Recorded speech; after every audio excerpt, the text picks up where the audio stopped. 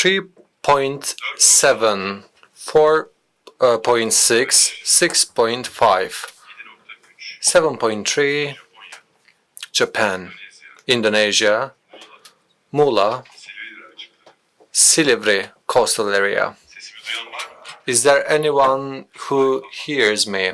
Akut, Kızılay, Afat. This is our topic right now. Disasters, natural disasters, and specifically earthquakes. We don't know whether we will survive. Are we prepared? When we will live this earthquake? What are the projections? Do you think we will be in our cars, in our homes? Maybe we will be inside of a metro. So this topic and the shortcuts that we can provide for this topic is one of the most important aspects of our lives. How should we transform ourselves? And how can we prepare ourselves to the disaster via social good? With a round of applause, I'd like to invite Suat, Özçağdaş, and from UNDP, Erdem, Ergin. They will speak what UNDP does in this field.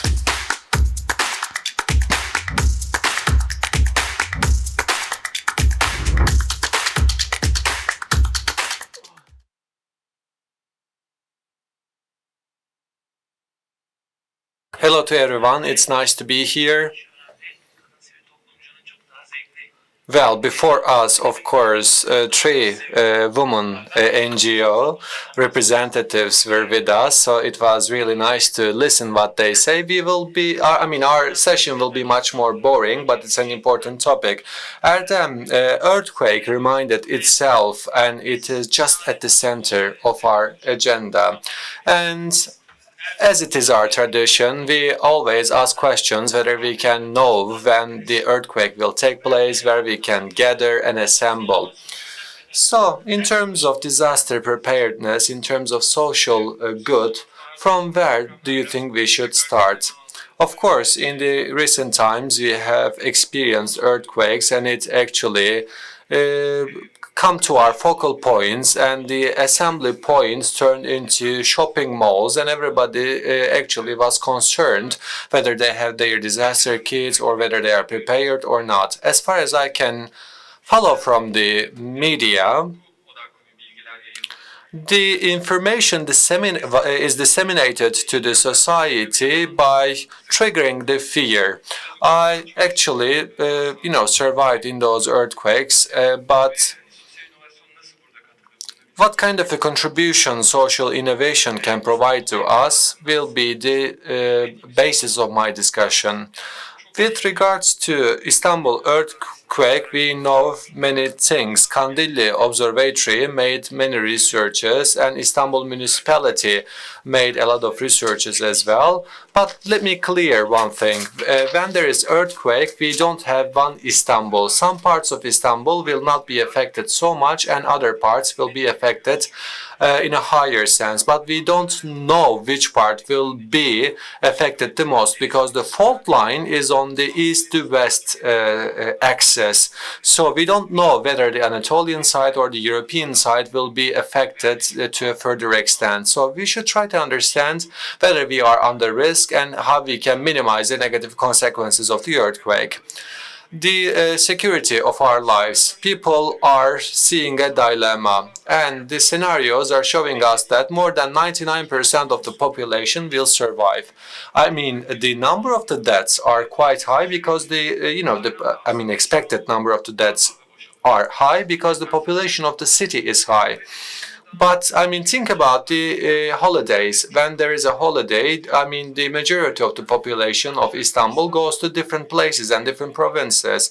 But Istanbul is the economic capital of Turkey. 30% of GDP is here, and 50% of the supply chain is in Istanbul, and 40% of the tax income is in Istanbul. So in terms of the economic preparedness, we didn't do many things. So our focal point should be on that aspect. How can we make connections between different measures? How can we improve the public-private partnership and cooperation? We can speak about those issues.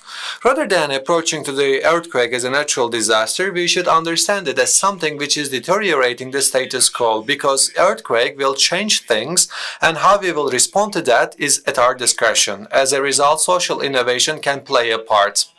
There is another topic, another point that I would like to mention here. It will have huge economic consequences because the whole economy engine of the Turkey is functioning based on Istanbul.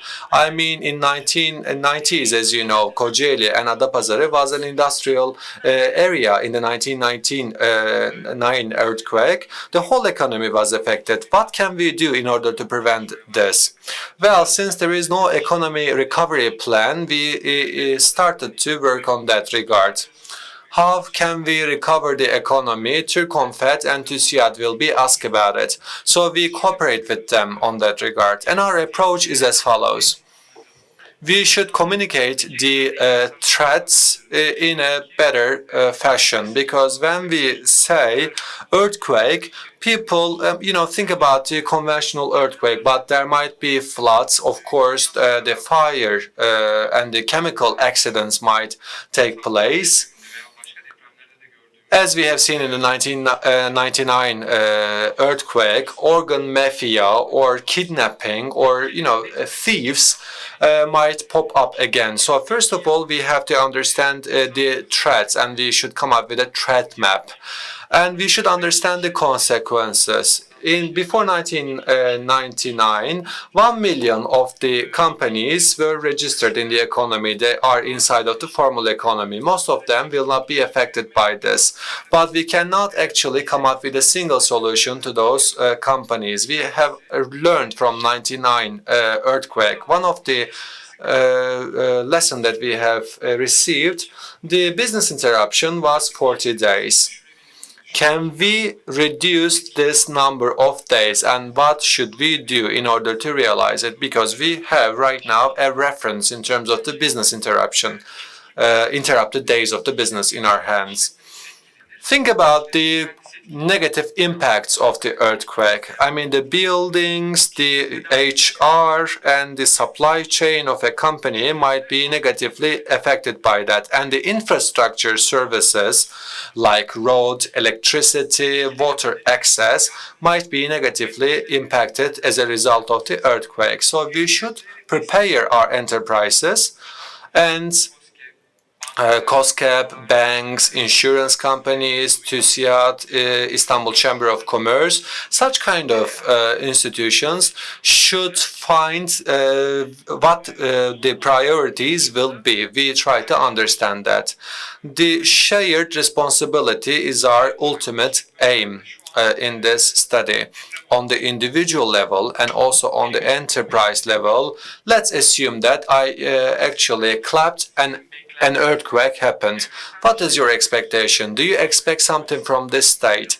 Do you expect from the state? I mean, I'm sure that you are expecting that the ambulance and the, such kind of public services, police and the fire extinguishers will come, but it will be an extraordinary situation, so they may not pop up immediately.